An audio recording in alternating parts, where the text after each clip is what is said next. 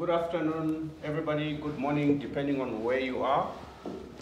Welcome to the Melting Pot, South African Elections and Policy Series 2024. We started the Melting Pot with hosting the CEO of the IEC. We went on to host other political parties, Rise Mzansi, BOSA, and UDM. Today, we are hosting the Economic Freedom Fighters. We are sitting with the CIC, Julius Malema. I will give Sam an opportunity to introduce the CIC, and then we can get into the discussion. Sam? Good morning, everyone. Thank you, Isaiah. I don't think I'll probably fail at it. I'll get an F if I try to introduce the CIC. And everybody knows him, and especially in this public audience and people who follow South African politics, former president of the Youth League, founding president of the EFF, one of the biggest parties in South Africa. Very interesting in the context of the coming elections. And good afternoon, Mr. President. Afternoon, and thank you for having me. Thank you so much. The reason why we are hosting a political series is because this election is potentially quite important, given that it might result in coalition governments. And that will necessitate some change in policies, which has impact on markets, which has impact in terms of how the economy performs. So we are looking to get your ideas as far as what you are going to bring into the coalition partners at national level, given that you are already in some municipalities and metros and coalitions. What are you looking to bring from an economic performance perspective? Who are you willing to go into coalitions with? What are your conditions? So that investors that are on the line, they can get informed in terms of what they are likely to face as they deploy their capital in the economy. For the investors that are on the line, on the bottom right, you have a Q&A. Please do post all your questions there so that we can pose them to Mr. Julius Malema. And for the audience in person sitting here, we are recording this, so please just bear in mind that we are recording in terms of the conversation so that we are audible for those that are online. Maybe as a start, you can give us a brief synopsis of your manifesto, what you are telling your voters or your prospective voters before we go into the discussion about your policies. Thank you very much. I thought I was going to speak to the computer. I didn't know there were people who were going to be sitting in front of me. So when it was explained was that it's like a Zoom, and but thank you for once more receiving the EFF. I said to my brother, we may not be friends with RMB or any of the capitalist institution, but we coexist in the same environment, and we ought to understand one another because our ideological differences shouldn't mean enmity. So we don't see RMB, whatever other financial institution, as an enemy. We see them as institutions that needs to be transformed. Our policies are very simple. Our battle cry is land, jobs, and stop load shedding. So we seek to expropriate land and without compensation, because the land was never compensated when it was taken. And someone says, no, don't scare investors, but even investors are scared of the truth, they can run.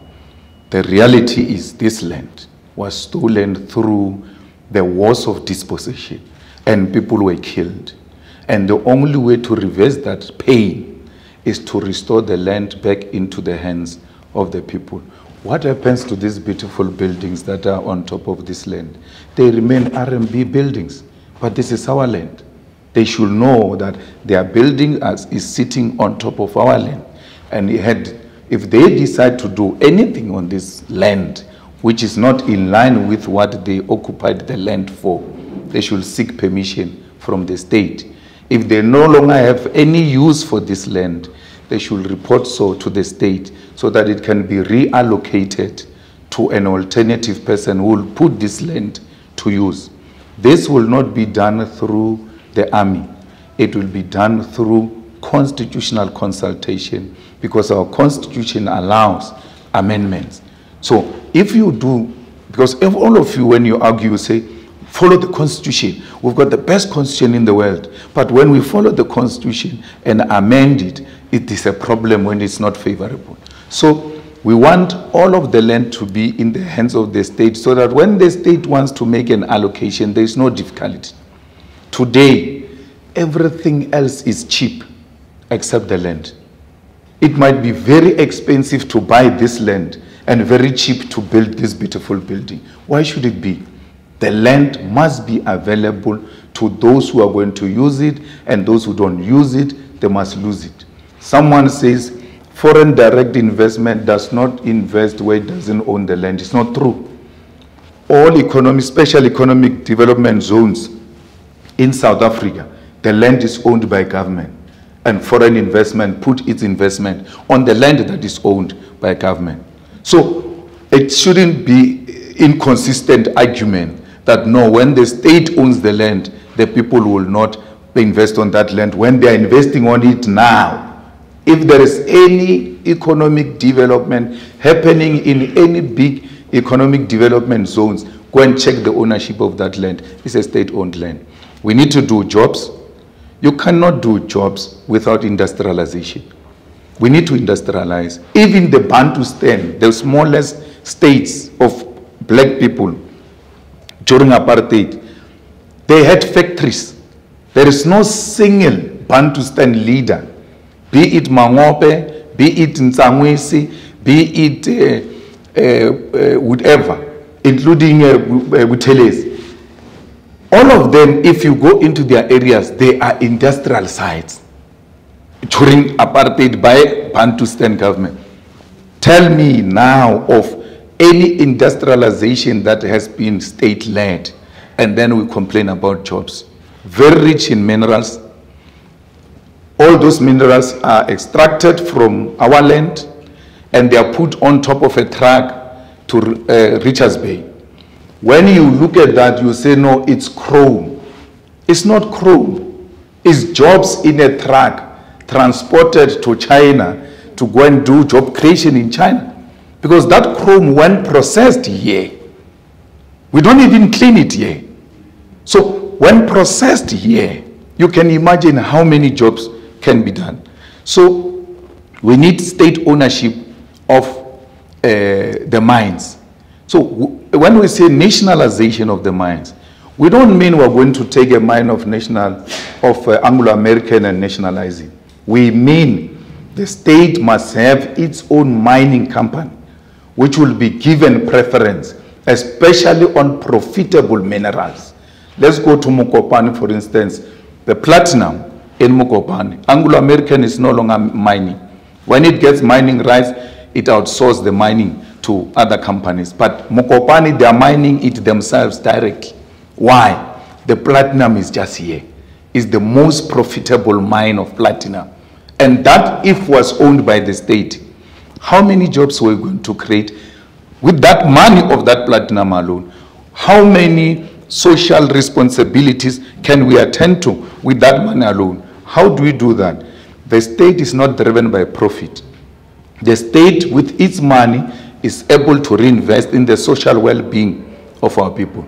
Let's take diamond. De Beers says we cannot touch diamond. Those are the Oppenheimers. They go to Botswana. They give the government of Botswana 50% ownership of the diamond. When it comes to South Africa, the same company owned by the same people are refusing to do that. What does the government of Botswana do with the 50% profit they make in the diamond? They invest it in the social beings of the children of Botswana. All children of Botswana, everywhere in the world, get a stipend every month. When I was in Washington, D.C., some other time in my previous life, in a wrong organization, I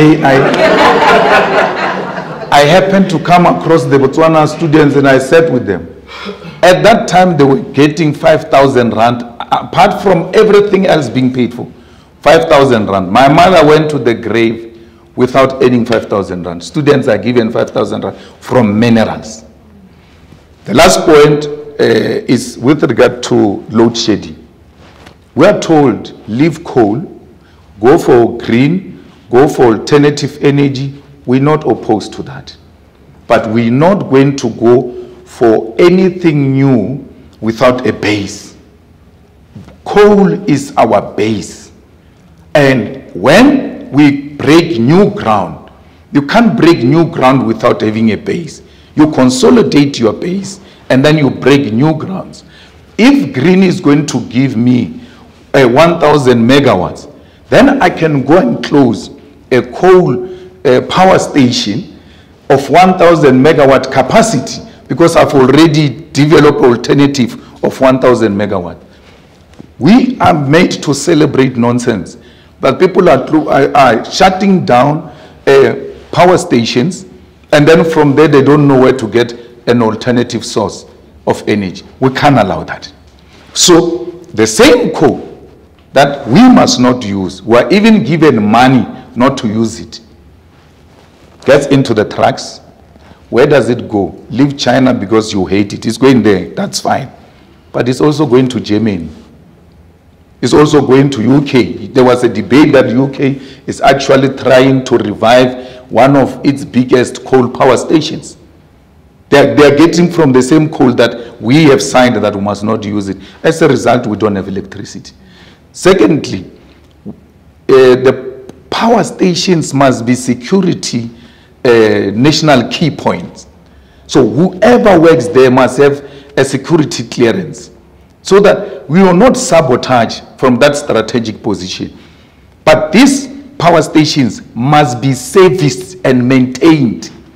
The maintenance money and servicing of power station must not go into the pockets of the people. The power station must have people who are well capacitated, qualified engineers. And even if it's cadre deployment, nothing wrong with it. It ought to be on merit.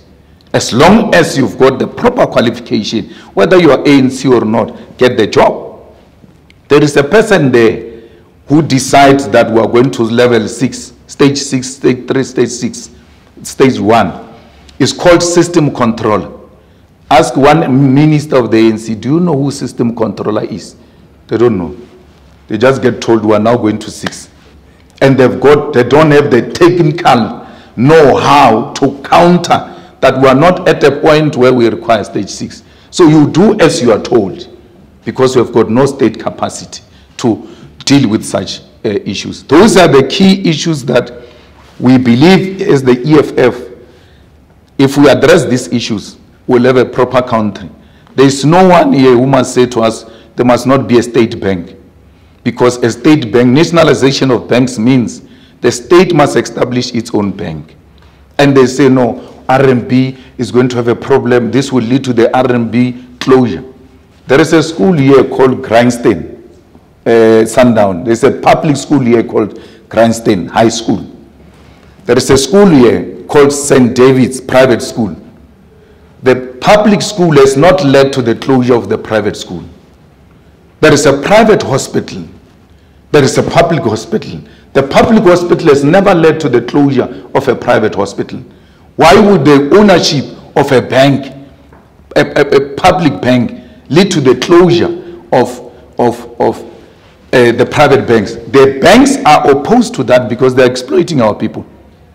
We are going to establish a state-owned bank and give our people good interest rates, not driven by the need and desire to maximize profit. We must make the money, we must generate our money back, make some profit, but our people should be able to live. Our teachers, our nurses, even doctors, no, let's leave doctors, teachers, nurses, and these civil servants don't qualify for cars, don't qualify for houses.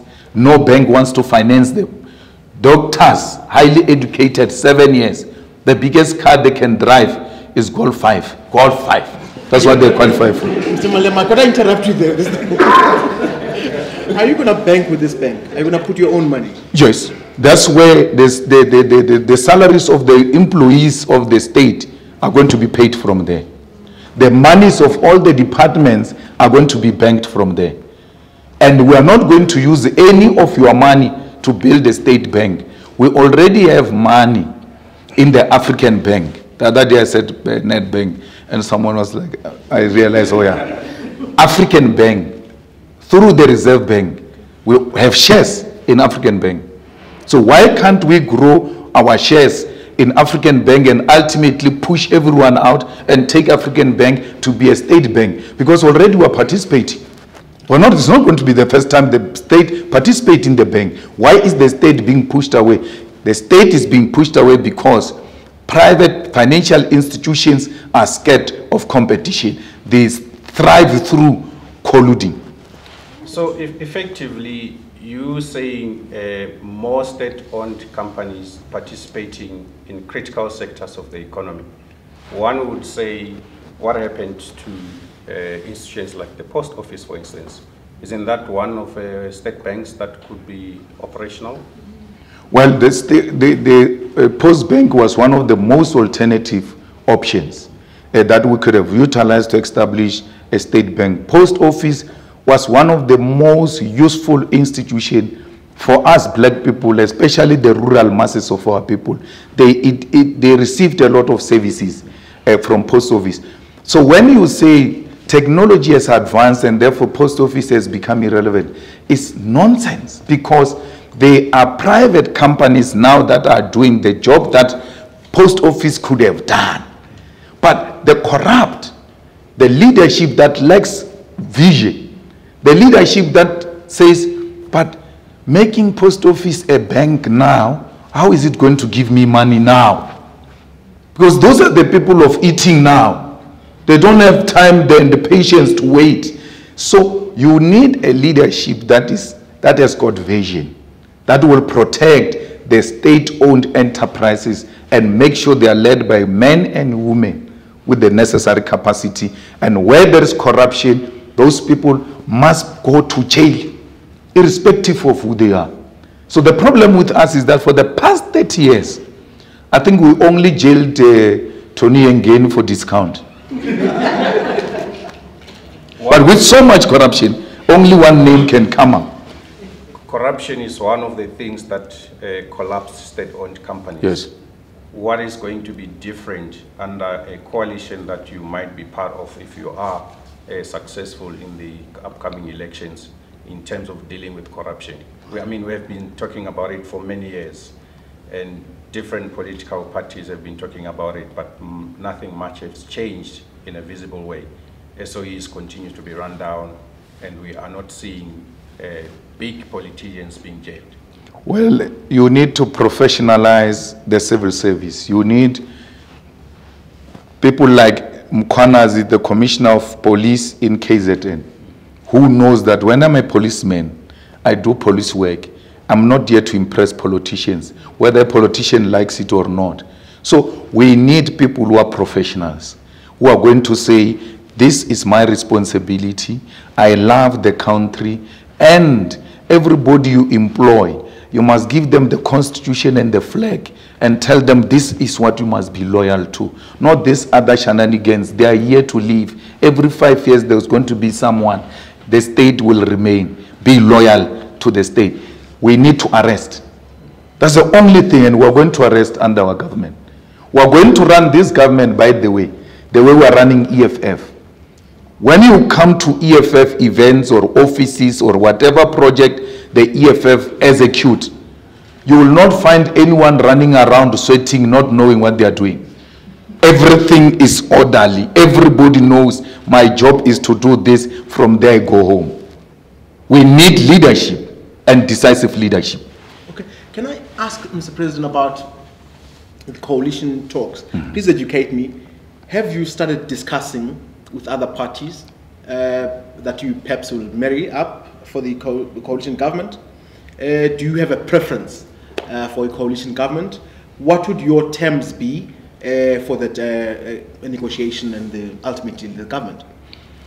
You know, we had reached an agreement with the ANC now, even before coalition, to expropriate land without compensation. Put that motion in Parliament as the EFF the motion got passed. We went all over South Africa. Majority of South Africans who made submissions, who came to public participation, said expropriate this land without compensation. The ANC, on the eve of amending that constitution, developed a cold feet, because it was coming from a conference that said expropriate the land, nationalize the Reserve Bank, create the state-owned bank. So those are the EFF conditions of expropriation of land without compensation, of industrialization and beneficiation, of fighting corruption and making education free. There's a new condition that we have put there. Every learner in South Africa is going to do mathematics and not miss literacy. Why? Give our children everything else the Boer said we must not get. So Fairwood said, why do you give an African child mathematics? Because they won't use it anyway. He was right, because mathematics meant high jobs, and high jobs were reserved for whites. So you're going to learn mathematics, then what? So we ought to teach our children mathematics so that they've got the capacity to think. Mathematics helps them to expand their brain. And we don't care whether they pass it or not. Of course, we care that they pass it, but even if you don't pass, at least you did mathematics. There's no dumb cop that has done mathematics. Mathematics are for thinkers. And that's why we want our children to be thinkers. That was denied by Fairwood. ANC, instead of giving us RDP houses in 1994 and giving us food parcels and giving us all free this, they should have given us free education. 30 years now, there will not be a family that needs an RDP house. We would have built our own houses, much more beautiful houses, because we'll be educated with good positions and able to pay for our own responsibilities. Mandela's problem, which he should have realized at the time, what was at the center of the oppression of our people? It was education. Apartheid was education. They said on education, separate them. What is the difference between us and Zimbabweans? Ian Smith in Zimbabwe, when he arrived, he wanted to do the same thing, but he realized he doesn't have sufficient whites to can carry that economy alone. And because he had no option, he now allowed all people of Zimbabwe, including Africans, to get same education. That's why you've got Zimbabweans being at that level, because they've never received an inferior education in their country. We're destroyed by inferior education. Can I take you back to the issues of competition in sectors of the economy? What is your idea of the role of the private sector in energy, in logistics, maybe even in the water sector? The private sector has got no role in the energy. I said to you, energy, power stations are a national security key point. So I'm not going to entrust the future of my country in the hands of a private man called Johan Rupert, who can decide any day I'm closing my power station the way he closes his own kitchen. No. The power stations and the energy cannot be in the individual rights. The same thing as water. Water is very strategic, key, important issue in our economy. You cannot entrust that responsibility with an individual. That's why the manifesto of the EFF says we will own strategic means of the economy. We don't just own everything, the saloon, the spas. We don't want such things. Anything strategic must be state-led, must be state-owned. If you have a problem with us operating PRASA, I'm amenable to listen to that debate, but I'm going to own the railway lane. Because trains, these locomotives, they can be replaced at any time. If you take them, I can get them somewhere and put them there. But the day you wake up crazy and you say you are taking your railway lane out because you don't like Malema, what alternative can I get? Because it will take me years to put a railway lane. Why would you entrust railway lanes in the hands of the private sector. But locomotives you can give to the private sector, there's no problem. There's a difference. I wouldn't think maybe entrusting entirely. I would think it's introducing competition so that the state-owned company can compete and make sure that there are efficiencies. As we sit, many SOEs have been run as monopolies, but they are failing to deliver their core mandate. That's why we're talking about the potential for private sector participation. Compete there, not on strategic sectors of the economy. You can compete on everything. Strategic sectors of the economy are owned by the state. 2, it's not true that South African state-owned enterprises failed. They were made to fail. Let me tell you. Here in Prasa, they rent 10 locomotives for 50 million. Then out of 10, they take 3 to go and be operational and put 7 in a storeroom. Then 3, at the end of the financial year, that 3, obviously it can't bring us back 50 million. It brings us back 15 million.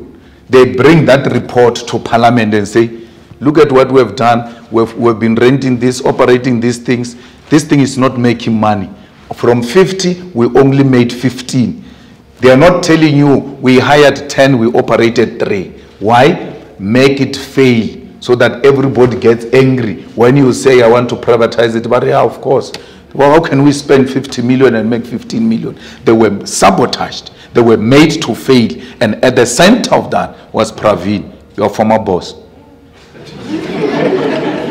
Let's go to online questions. There are a couple of them. The first one is, will you make any changes on personal income tax rates, value-added tax rates, or corporate tax? And in particular, potential changes in mining tax and royalties? Well, corporate tax, we're going to make changes because we think we're not making as much as we're supposed to make because of these people who are engaged in illicit financial flows, people who are investing money in tax havens, and we ought to introduce tight laws, including tax avoidance. People say tax avoidance is not legal. Of course, it's not illegal. Your accountancy, that's your argument to do. But we don't want tax avoidance. We want everybody to pay what they're supposed to pay here in South Africa. Why do you punish the poor by increasing VAT? We want to reduce VAT from 15% to 14% because it's too heavy on the poor. Where will you make money from? We'll make money from the illicit financial flows, from corporate tax, which we are not generating sufficiently as we are supposed to be. I doubt, and I've said to Floyd, we need to make some investigation. I doubt if the Oppenheimers pay tax. Which taxman in the SARS will dare go to the Oppenheimers and tell them your taxes are due and this is a penalty, this is an interest? Who? If you value a job, who? Those are the people that are stealing from this country. They do as they wish and they are untouchables. They will never be under the EFF untouchables because we will not be in bed with monopoly capital that milks South Africa dry. Next question to do with municipalities. Yes. That we know a lot of them are under financial strain. It says, if you come into a coalition, what would you do to assist municipalities? We must make an infrastructural fund available to municipalities. And why should the municipalities apply for such a fund? Because as a national government, we must know where are the problems. There are certain municipalities that have got no source of income, even if you want to generate money from electricity, from water, they are rural municipalities, they've got no such capacity. Why can't we take the money and go and help them, including taking treasury people who are over-celebrated, to go and manage that money directly in the municipality to ensure that infrastructure is developed. Once you put piped water in the houses of our people, you put electricity, you put tar roads, and all the basic services, there is no way they will refuse to pay worse if you industrialize as well in those municipalities. But the EFF does not want provincial governments. So we don't want premiers. Premier for what? All of you seated here in RMB, one day just sit alone and ask yourself, what is the role of a premier, Mara? Like, what does the premier do? Like, what is the role of an MEC? What do they do? What does the MEC of education do? Because the curriculum is determined up there. We are all going to receive the curriculum from national government. And we are all going to write the national certificate. There is no Limpopo vendor certificate. There is a national certificate. So what becomes the role of these people? My councillor is more useful than the premier. Because if there is a sewer blockage, I can call him, he comes to the site of the sewer blockage, call the municipal workers from there to ask them to come and unblock the sewer. No single premier can unblock even a sewer.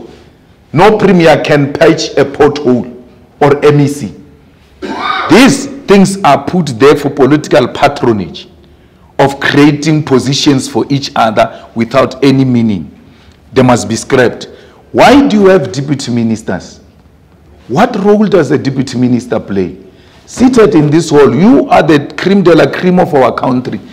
But if I were to randomly ask you, who is a deputy minister of agriculture? You're going to look at me like, is there something like that? Yet you are the most educated. I'm not talking to the illiterate. These people are getting so much money from you, but have got no role to play. Patronage.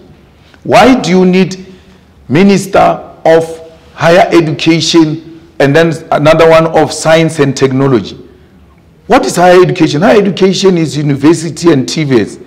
And science and technology is innovation and research. So innovation and research is the role of a university. So why do you separate this? It's one thing. You're separating it because you are trying to create as many jobs as possible for your supporters, and not just supporters, people who are in your faction. So essentially streamlining government into two tiers, national and local government. Gauteng must be a super metro with so many councillors with one mayor. Why mayor? The mayor cannot unblock a sewer. Look at that. There's provincial legislatures. Provincial, they don't meet. Why? Because they don't know they're meeting and then do what? They don't meet, they don't do anything. When they meet, it's a public announcement. Everybody knows legislature is going to meet today because it doesn't happen more often. In parliament, we meet every day, including weekend. And when they say parliament is on recess, members of parliament are not on recess, are sent to do constituency work. Recess means constituency work. So we're working. Can you say the same about legislature? The answer is no. What do we need this for? Why are we paying so much for an institution that is irrelevant? Legislature is supposed to make the law. Why should there be a law of Limpopo and be a law of Cape Town when we are under one progressive constitution? Because every law we pass must be in line with the constitution. So we don't need any other law. One law for all of us. When they say the clubs are closing at 4 a.m. in Cape Town, it must be the same thing in Limpopo. Why should there be a separate law of Limpopo? How does this alcohol get people drunk? The ones of Cape Town, they get much better drunk, and this ones gets them more drunk. That's why they must sleep ill. What is the rationale behind having this kind of 2 different, 3, 9 separate legislation? It's unacceptable. It's waste of money. Could you give us a sense, Mr. Malema, of your reading of the lay of the land? I would imagine you do some surveys. Where's the EFF? Where's the ANC, DA? Could you share a bit about how you get that number? Well, we're sitting between 28 and 30%. We've passed the DA. And that's why the DA, most of you may not even know, why did the DA declare the EFF enemy number 1? I mean, we're running a race here. We are 3. There is number 1 there, you are number 2, I'm number 3. What type of madness is that for you to turn and look at number 3? instead of fighting with number one for you to become number one. So you can see that their research told them you've got a problem. You are being overtaken by this one. So you may not get number one, but you're also going to lose your position. So block this one. So you don't need any scientific reading to arrive at the conclusion that the real threat to the DA is the EFF. And the ANC is sitting between 38 and 40%. Because ANC rules Gauteng now with 50.1, which they got in 2019. Then they rule KZN. Then they lost Western Cape. That's how they managed to get 57%.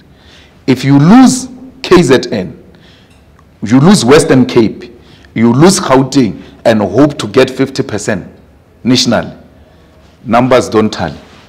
Okay. So we, as far as we are concerned, that's where we are. There is a new phenomenon called MK Party.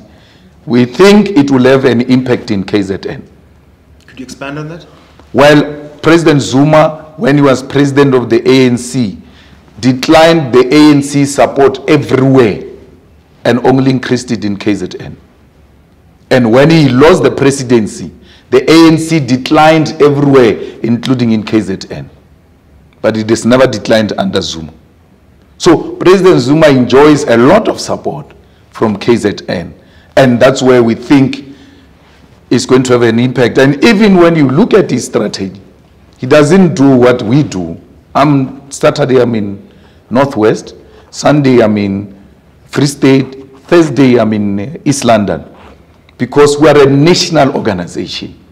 We are not some organization that relies on some base somewhere. So if MK eat, the ANC were going to eat it proper even without MK in KZN. Now imagine with added MK, if the ANC loses that number in KZN significantly, forget. And let me tell you, Cyril won't be president once the ANC goes below 50%. He's going to resign because his own so-called supporters are going to say, we need to try someone else. So don't even ask me, okay, will you go with Cyril into coalition? Once there is a need for coalition, then you must know there is a need for Cyril to go. And it will not be initiated by the EFF. His own party is going to say, my guy, we need to try someone else. That's how it works.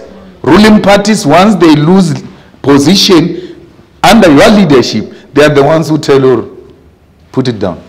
How will that happen given that we is still the president of the ruling party until the next conference? But Cyril resigned when Phala Phala, a panel report came. He resigned. So you have a president who's there by the body, but the soul is gone. Because when you write a letter of resignation, you had a conversation with yourself and came to a conclusion. He has long come to that determination. And not only that letter, on several occasions, in the officials of the ANC has been telling them, I've been ready to leave, I can leave at any time. And I hear that investors love him so much and all of that, but you are likely to invest in a wrong horse this time around. Because I don't think that given the things that are happening now, President Ramaphosa stands a chance to come back. They will tell him, when they say resign, they don't mean government. They mean ANC, resign as a president of the ANC. Once you do that, automatically on the other side is done. Who in your mind is likely to come? It's their own problem. Don't ask me about people of next door. I don't choose leaders for the ANC. Ask me about EFF and how we're going to do. I don't know. You always know. You always know. I don't know. It's their own problem. Let me leave it to them to solve it. But we cannot determine who becomes a leader of the ANC. But we can determine who becomes a leader of South Africa during the negotiations of a coalition. Tell me I'm wrong here. In my reading of the scenarios, yeah, an ANC-EFF coalition would cause market jitters. business wouldn't be comfortable with that idea. Am I wrong? Do you ever think about it? Do you ever think about how you manage how the markets perceive you? In the city where you are, where the market are housed, Johannesburg, that city is under a coalition arrangement of the EFF and the ANC. Why are the markets not jittery? So don't use the markets to scare us. And I know what the market means. It's a synonym for white people. You say markets this, markets that. You effectively mean white people will not be comfortable about that. Who said we're in a business of making them comfortable? We are in a business of making the uncomfortable comfortable and the comfortable uncomfortable.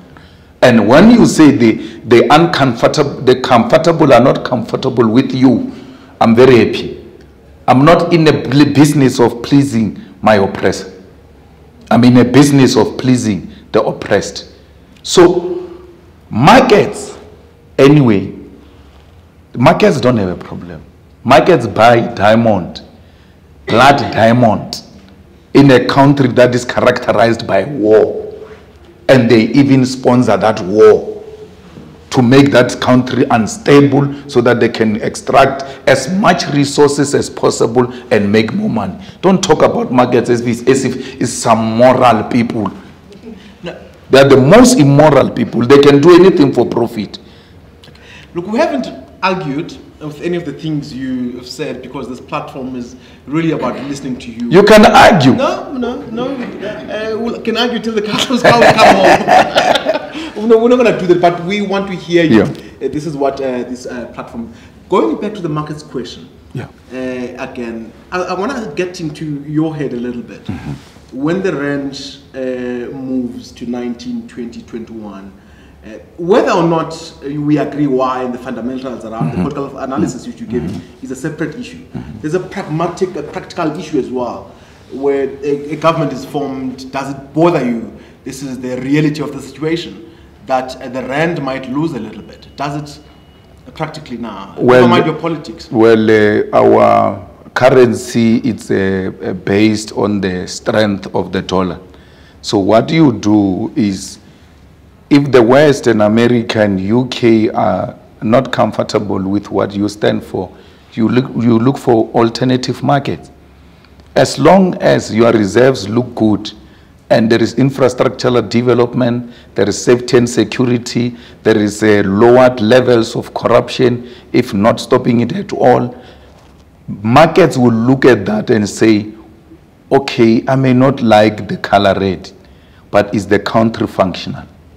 And if the country is functional, they will be able to come and invest their money here.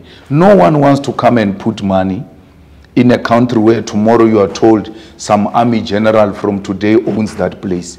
No, the constitution is there, the independence of the judiciary is there, there is a funded infrastructural development in South Africa, the roads are in good conditions, the airports and the ports are in good condition, and there is professionalism in public service, and more money is being made, and reserves are looking good, and you are servicing the debt. Why would the markets have a problem with who's ruling? Okay. Yeah, maybe I can come here along that line of thought, Sam. Your foreign policy views in general, your thinking about South Africa's relationship with the West, relative to the likes of China. What's your thoughts there? Well, we are a progressive internationalist movement that aligns with the left movement all over the world. So we find comfort in China, we find comfort in Cuba, in Vietnam, we find some comfort in Russia. We don't believe in a big brother mentality of the USA. We think that imperialism, wherever it raises its ugly head, must be dealt with in a manner that allows people to participate in the geopolitics as equals. So we are not the kind to bow to the superpowers. We are the ones who say to the superpowers, we are ready to work with you, but we are going to work on our terms and we'll put our country first. and not what the UK want, not what America want. It will come with a pain, but eventually, one day, we'll realize our true freedom. Good things come through a painful process. I'm not a mother. The mothers will tell you that during labor, it's very painful. But once the child is delivered, we forget all of the pain because a beautiful thing came out of this pain. Would you want South Africa to go through what Zimbabwe is going through? Zimbabwe went through what they went through because they used the army to want to resolve a political and economic situation. We'll never go through that. We're going through it through the constitution, not militarily, not through a beating up of white people, not through saying white people must leave their farms and all of that. No, that strategy, we don't agree with it. We want all of this to be delivered without a drop of blood. The EFF is not an anti-white organization. It's anti-white monopoly capital organization. There are poor whites who stay in squatter camps who hate EFF because they say EFF is going to take our land. Like, which land do you have? Your views on NHI before Seth comes in? Well, we support it. We need the primary health to be really provided and protected and without being exploited by the private sector. The problem with what we've been subjected to now, including all of us who are seated here who've got medical aid, the problem is not the doctors. The problem is these hospitals who are charging crazy amounts of money to, for a patient to be attended to in their hospitals. So that intervention helps our people to have universal access to health, because health is a precious thing and is good for our economy. We need to look after the health of our people, and that should not be treated as a commodity. Am I picking up a new emphasis here in the articulation of where the EFF is, that the land issue gets resolved through the constitution? Is it a particular emphasis from you? The EFF is not anti-white. Is it something I've missed before? But also even in terms of the nationalisation. Yeah. If I heard properly, it's not necessarily taking over existing institutions. Absolutely. It's building government-run institutions to compete. You are right. You are right. At least I'm sitting with people who are listening. You're following what I'm saying. You're not here to compete with me and come across as being smart. You try to absorb as much information as possible from the EFF manifesto. It's not a new emphasis. It is in the founding manifesto of the EFF. All of this that I'm saying, someone decided to create a swartgevaar, that you must be scared of these black people that are coming from EFF. My wife worked here, by the way, at RMB 5. One day we did a march here, and she arrived at work here at RMB. She got a letter that you must knock off at 10 o'clock. The EFF is coming, close all the offices, and they all got released. And when she came back, she was like, baby, we got letters like some warlords are going to be marching into Sandton, and then our security is being threatened. We never said that. We never issued that letter. It was issued by our enemies to create swartgevaar. They always distort an EFF message deliberately. Why? The EFF breeds black people who are not scared of a white man, who see a white person as a human being. I don't know where I get this, but there's no white person who can say some wrong thing, even when they say it through some innuendos, and I don't pick up that here we're being patronized. And this patronage must be taken head on. We need to breed the kind of blacks, especially black professionals, who are going to say, she's not going to get promotion on the basis of her color. I've been here, I've got these qualifications, I've got this experience, whereas I've trained her. But you've got blacks who train white kids, and then white kids got promoted before them, and they are helpless, they can't talk about it. And then when Malema speaks about it, they clap hands at home. When they come here, they're like, we don't understand this guy. Maybe we can take a couple of questions from the audience, if there's anyone that has a burning question, before we go back to online. Can I have water? I'm not going to open this. But no. Thank you. Yeah, you can. Thank you. Tobela. Just a quick question on the matter of transformation and human capital development. Got massive youth unemployment. What's your plan to develop that youth? Because a lot of experts are saying they are unemployed and they are unemployed.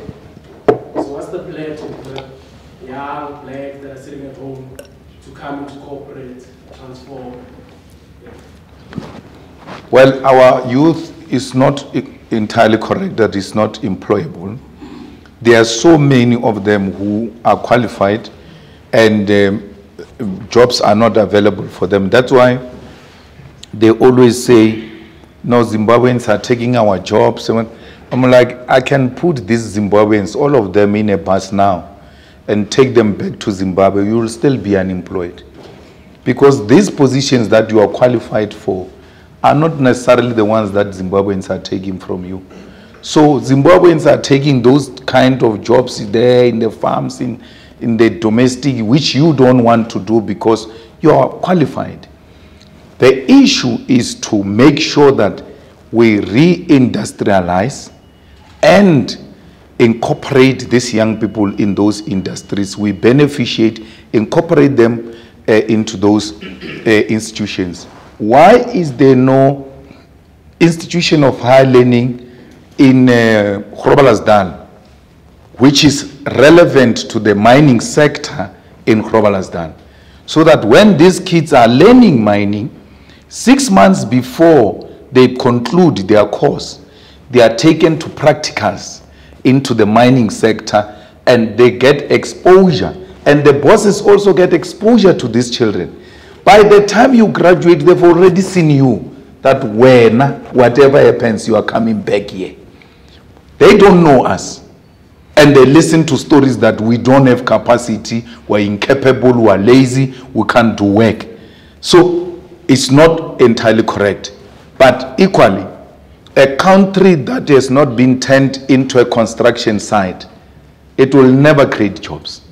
The infrastructure is collapsing. You can see it in front of your eyes. But there's nothing in the pipeline to build new infrastructure or to redo the existing infrastructure. These bridges that we drive on, not here in Sandton, in Johannesburg, they were built that time. What happens? The people who are in now don't know. They never ask for the engineering reports of those bridges. What is the lifespan? When were they built?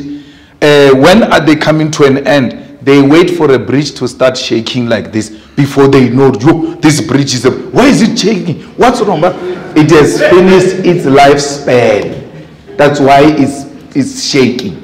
So we need to skill our youth with what is relevant to them. Platinum in Rustenburg, this Wits University was built by mining companies, the Oppenheimers in particular, because of the discovery of gold. It's one of the best mining engineering university in the whole world. Why did it come about? It came about because of gold.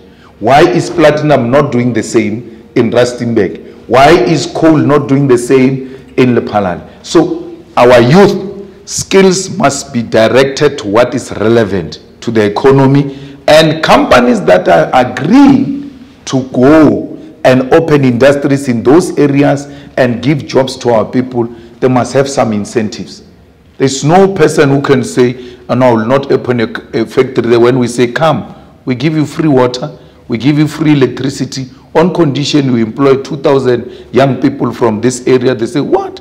I'm coming there because there are incentives, or even tax incentives, if you want, for people who go and industrialize and revive the economies of the towns that do not have any economic activity. Okay, we're coming close to the end of the conversation. One more question. Anyone with a burning question before we close it up? Gentleman there. Wow. You. I think this will come as a comment and a question. So I tried to convince people to vote for EFF, for particular reasons. Yeah. So just in case decide maybe to be like ANC one day, I'm like, I member can yeah. vote for someone else. But my point is, where I struggle is nationalisation of land. Mm-hmm. So I think, or maybe I'm missing something, is, so currently if let's say I come to a bank and I want to borrow some money, and then I can say, I have a land, or I have a house, then maybe we can make it collateral and so on. If the land is owned by state, then what happens in those kind of scenarios? Your collateral is your house. You cannot give a collateral you don't have. Your house is a collateral, it will be of value. That's why what is expensive now is the prime land. They say prime land, to deny us access to that land. So this building is worth something without the land. And they know how best they can even make it more profitable out of these things that are on top of the land. In China, no one owns a piece of land. But China has never declined economically. It has been one of the growing economy. But whereas white people live, not whites, Afrikaner farmers are now leaving South Africa because they say our land is going to be taken, and then they go to Mozambique where they are not allowed to buy. They lease. But they are prepared to lease in Mozambique but refuse to lease from the state here in South Africa. All we are saying, guys, is the only way and the quickest way to give you the land is to get the land into the state first, then get the state to redistribute the land equally to everyone. Then we can come back and say, perhaps we must now reconsider certain portions of the land to be in the hands of individuals. But as an immediate intervention, because of 30 years of democracy, there must be something that is done with regard to the land. Our struggle has been about the land. From inception, it has never been about voting. It has never been about BEE. If you owned the land, you were not going to be a BEE partner. You are a partner to the owners of the land. People will be partnering you because you have the land. We ought to, painful as it might be, we ought to reverse this. The dignity of an African child can only be restored when we give them back that which belongs to them. Yeah, I wanted to close the conversation now, but I think this question is absolutely crucial. So I'm going to sneak it in. Okay. If you can answer in about 30 seconds. Your view on women leadership, and particularly within the EFF and even at a national level. You know, I come across as this strong character with a strong presence, and who is driven by masculinity and all of that. But I grew up without a father.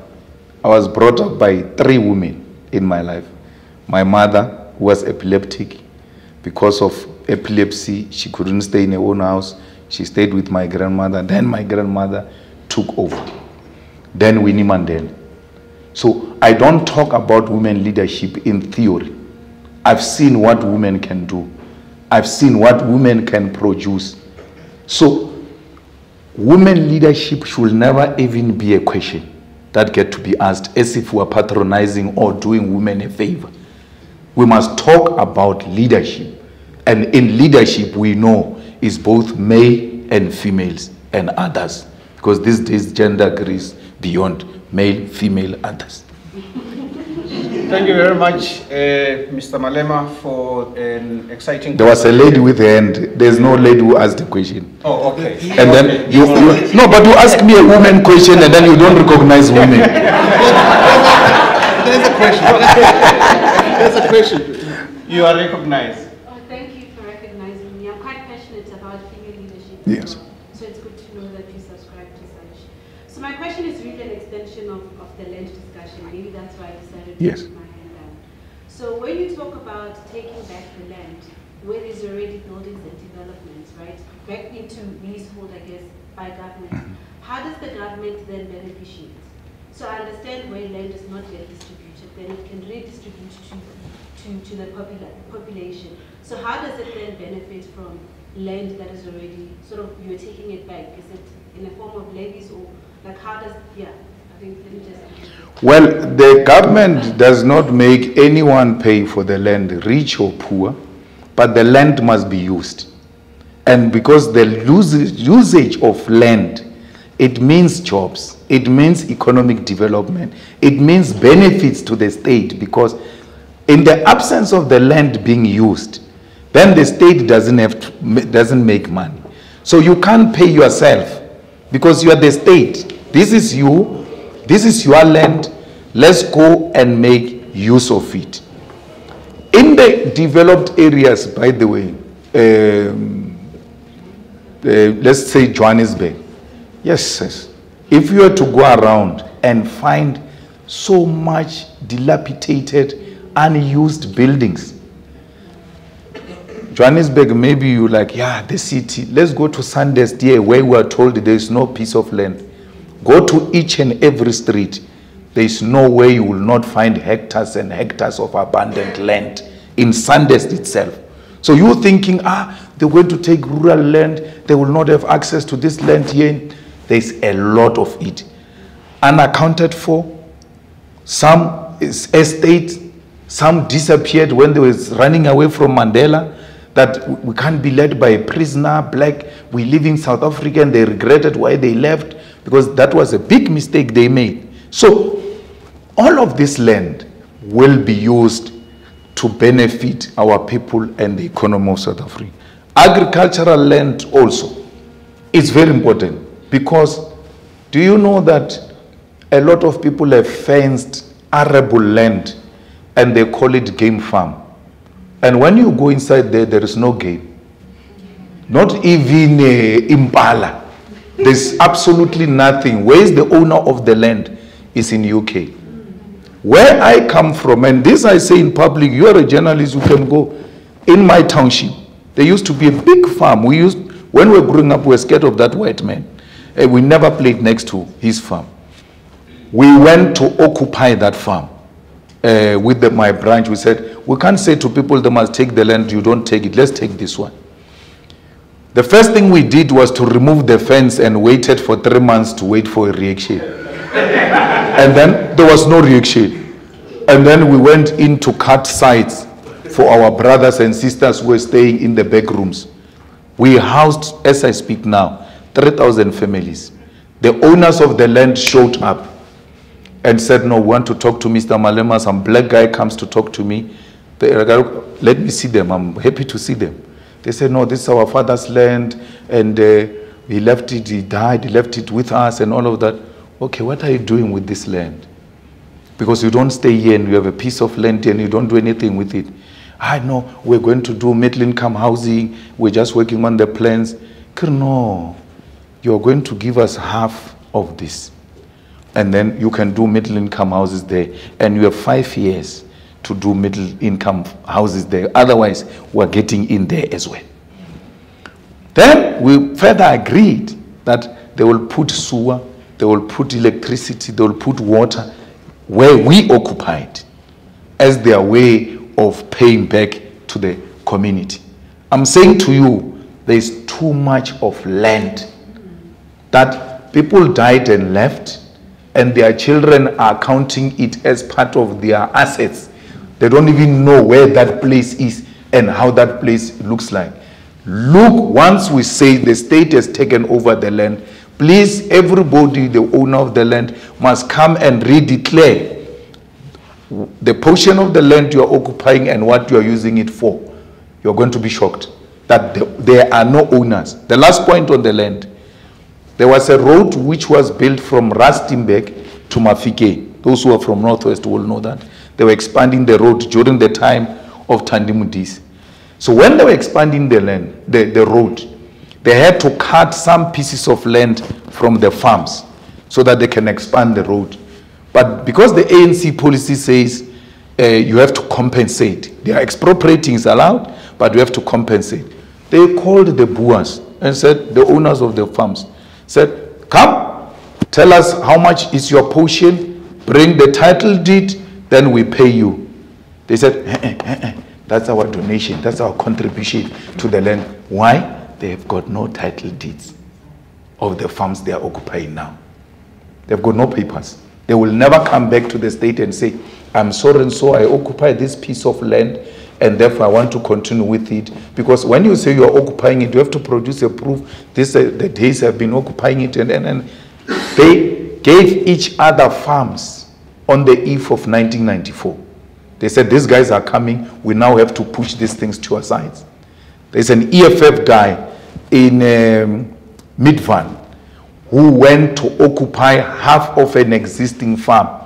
And a farmer came, white man said, if you don't live here, I'm going to shoot you. He said, no, I'm not living here. This is not your land. The guy argued with our guy. We said to him, buy a fence and fence that portion. He bought a fence, fenced the portion. They are now neighbors with the white man. You know why? The white man does not have papers for that land. So I asked this guy, how did you know this guy didn't have papers? Says, the community gossips about it, that this was a government farm. And then this guy occupied it just before 1994. He has got no papers.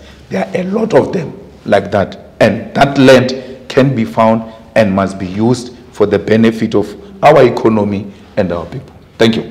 Thank you very much. Do you have more questions? No more When questions. is he coming back to RMB for melting pot? Yeah. Is he coming back as finance minister, deputy president? Let's go. Thank you very much. You can answer it on your way out. If you are at liberty to answer, you can On your way respond out. quickly. No, I'm going to come back as Julius Malema. It doesn't matter which title I occupy, but you can be rest assured that after this election, I will be playing an important role in this government. Deputy president? Leave that to 29 May. Why do you choose deputy president? You are undermining me. Why are you not choosing president? Thank you very much.